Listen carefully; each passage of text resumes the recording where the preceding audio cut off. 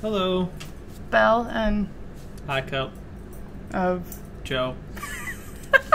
Today is VEDA day 2. Deuce. Let's not talk about poop right now. Dose.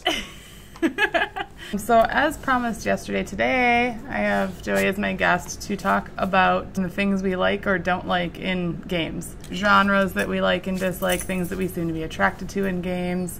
Do you want to do dislikes or likes first?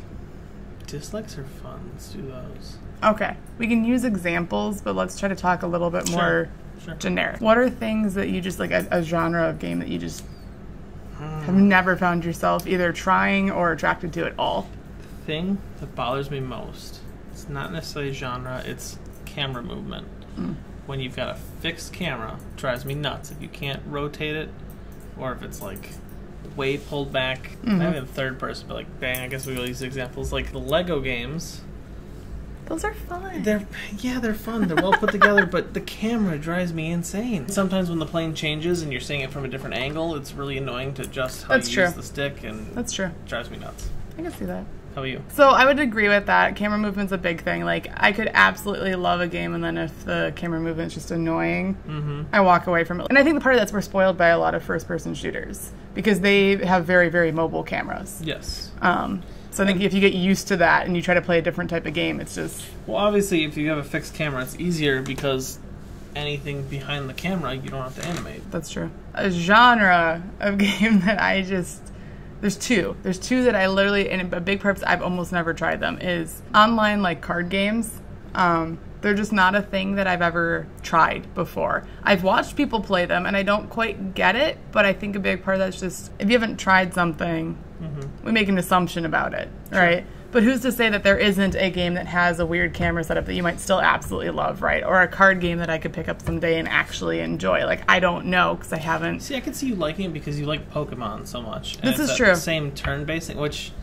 Okay, I have trouble with turn-based games. You like at least some of them. Like, I don't mind RNG in a game either, but when it's turn-based, it's so much of the combat or whatever is... I like when it's more about skill, or at least it makes you feel like it's more about skill. Not that there isn't skill involved in the other thing. It's about speccing your deck and, you know, doing things ahead of time. And... Which, those of you that know how I play Destiny, I don't spec anything. Like, my weapons, I'm like, oh, that's pretty. I like how it shoots when it's in my hand. Don't care about the rules. That's something I'm trying to work on. Don't care about the damage.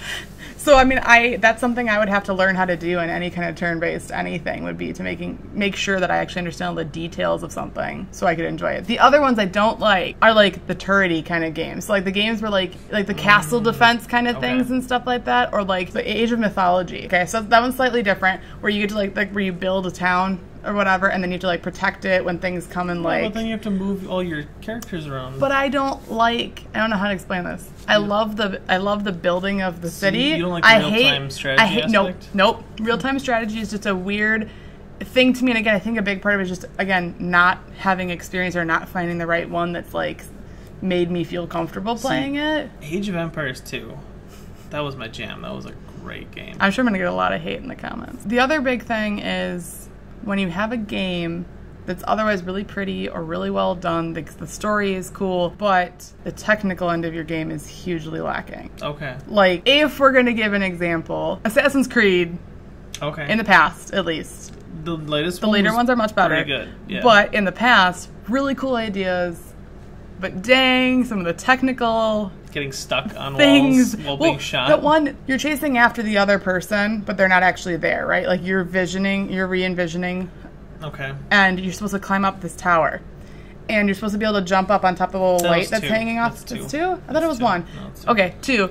Because it literally glitched out where you could not climb up all the way on the tower. It would not let me climb up on it. I could not finish the game. It just... Yep. It was like, I'm done. Whatever. Well, it took you back into Assassin's Creed 1, basically. Right. That's the thing, is like when you see a company actually take that feedback and better it, that's what's important. Any other things that like really bug you about either genres or things so in many. game? I know. Bad microtransactions drive me insane.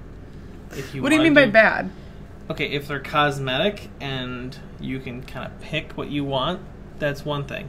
So no pay to play, or no pay to win. and no pay to win. RNG when you're buying. We're totally thinking of the same game now. Destiny's pretty bad with it, or at least it has been. Hopefully it's better now. But then also things like the one that everyone's playing, Overwatch. Overwatch was terrible before, and there's just a lot of games like basically where you're buying a box and you don't know what you're going to get in the box, and you get the same thing get repeats 3 times. That's so stupid. If you get it once, you shouldn't get it again.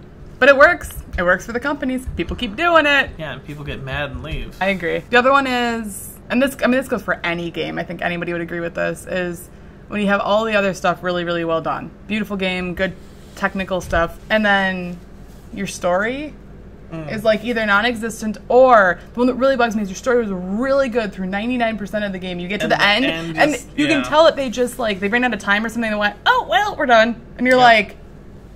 That's like watching almost every anime. Most TV shows, it's like, TV shows, like when you hit that like 9th season... Never go past like 8 seasons. Just don't. It's a bad idea. And games, like it's the same type of thing where it's like they put all this effort into the beginning, and then I get it. You hit crunch time, right? But the ending of your game is probably one of them. Like obviously the beginning is what you need to catch people's attention. You need to keep them interested. But the ending of the game is what sticks with people forever. The problem is too, though, a lot of players never make it to the ending. Now there's so many games out there that they'll play the first half or 3/4, and that's it. So they're just kind of like, most people won't finish it anyway, so who cares? It's how you have lasting fans, as if you make it good. But right. Enough negative, but we would like to hear your guys' like things that you just really irk you about games, or genres you've never tried or that you just have never enjoyed. Let us know in the comments below. But things that we really like, or things that are like genres that we absolutely love almost no matter what, things that draw you into a game when you see like a trailer for it and you go, I want to play that because... Right. Springboarding off what you just said, I would say story is very important in most games, unless it's like a PvP only type of game. But before you even play a game, like for like literally like you've never played the game, you've only seen a trailer of it. Sure. Because I think that's like we're talking about like first impressions almost, so like what makes you want to play a type of game or a certain game. Well, graphics are obviously up there. Yeah, it's gotta be pretty. As an artist, it's gotta be extra pretty. So Esper pretty? Extra. Esper pretty. Esper pretty. Hey, you Esper pretty. Thank you. You're kind of like an ugly pixel game. No. Not that all pixel games are ugly. Pixel gamers be mad. What draws you in? I mean, you know. And most of you know, because I talk about it all the time, if it's pretty. I know that sounds like really kind of shallow, but I mean like if a game's art choices and the art style is unique or just very eye-catching, and that they use it, not only is it just there, but it's a part of the storytelling. Well, I feel like for you especially, lighting is huge. Yes. If you have been able to create fake, realistic lighting, and it looks pretty, I'm like...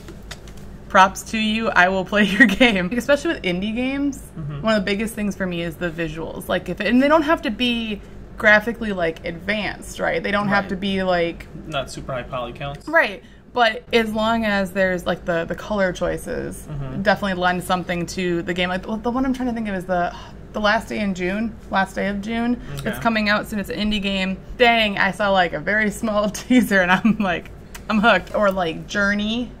Okay. Where it's very, very, they're more simplified art styles, but the way that they use it, it's a part of the storytelling. I think visuals visuals are a big part of choosing a game. But this is something weird too. The way that they do their trailer. Okay.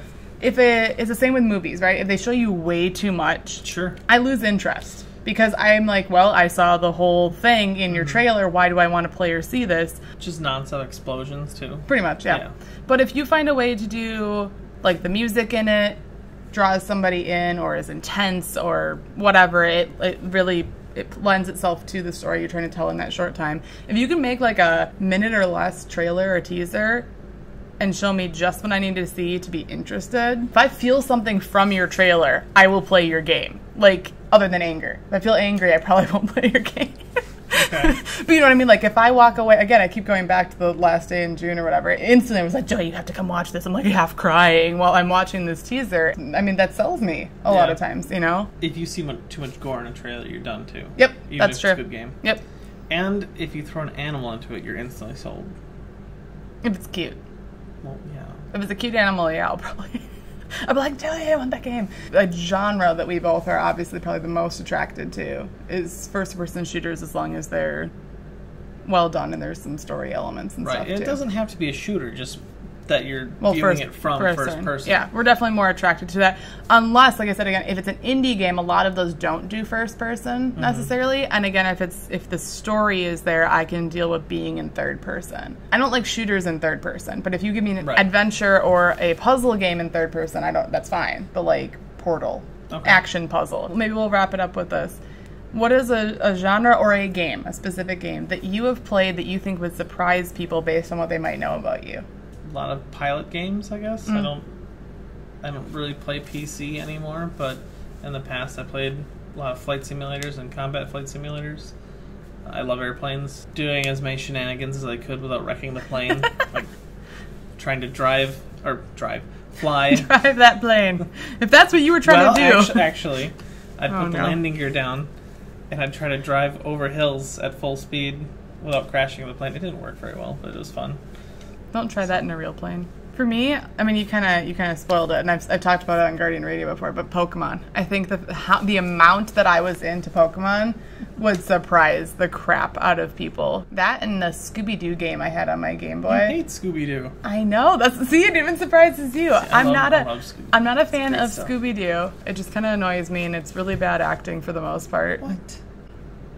I was convinced. On my Game Boy, I had this little like Scooby-Doo game that I got super into, but I think the reason I got so into it was because I could never finish it. Because I always get to this exact same point, and the game was either like broken or I just could not figure out what I was supposed to do next, and I could never do it, so I just restart it. And Pokemon was the same way. I always got stuck on this stupid island because I didn't have enough money to get on the ferry or whatever it was, and I couldn't make it back through the dark tunnels where Team Rocket would attack me every 2 seconds. Back on Super Nintendo, there was this Lion King game. It was a platformer, and it was tough. It was way harder than Mario. Do you end as Mufasa getting thrown off a cliff? See, I never found out. There was a point that I could just never get past. You have to make this jump, and I could never make it, and I never finished it. That's another one that goes in my dislike. So I like, if a platformer functions well and it is difficult but doable, I like that. If it's one where it's like you have to replay, like it's built that it's going to force you to basically replay that level or that part of the level like a million times before you're going to figure out exactly how to do it, that's not fun to me. I hate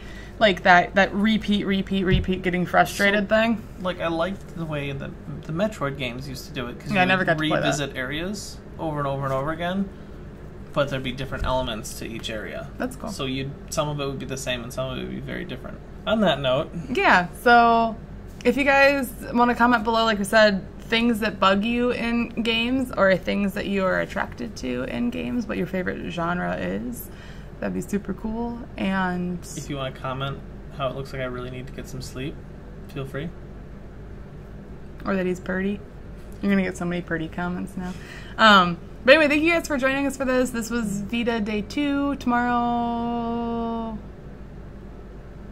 I don't remember what topic I'm supposed to be talking about, so it'll be a surprise. But every Wednesday, he should be with me to talk about a different topic. So if there's a certain thing, I can always change up the schedule. If there's a certain thing you want to hear us talk about, let us know. Or we can save them for future videos and do this more often. Okay. So, yeah.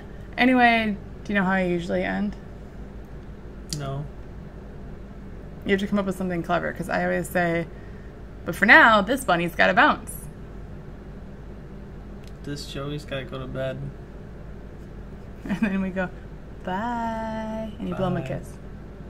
I don't really do that. Do it. This is where you talk and you test things.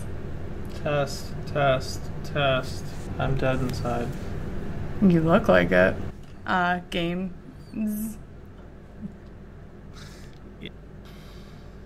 Than that, I but didn't mean to cut you off. No, it's fine. Drive me nuts. This eyebrow, because of the camera, looks like it's like higher. It's like warping my face. I'll be like, constantly. Oh, that looks weird because of my eyeliner. It's like. It's hard to figure out what her favorite game is. It's right there. Ruh-roh. That was terrible. I know. Back My eyebrow is sweating. It's really hot in our apartment. It's really hot. There's something else I was going to say, and I don't remember what it was. You're about to tell me how pretty I was. Well, you're whatever that word was. Yeah, it was supposed to be especially, so it was asbestos. Asbestos? You're asbestos. That's also going in the bloopers.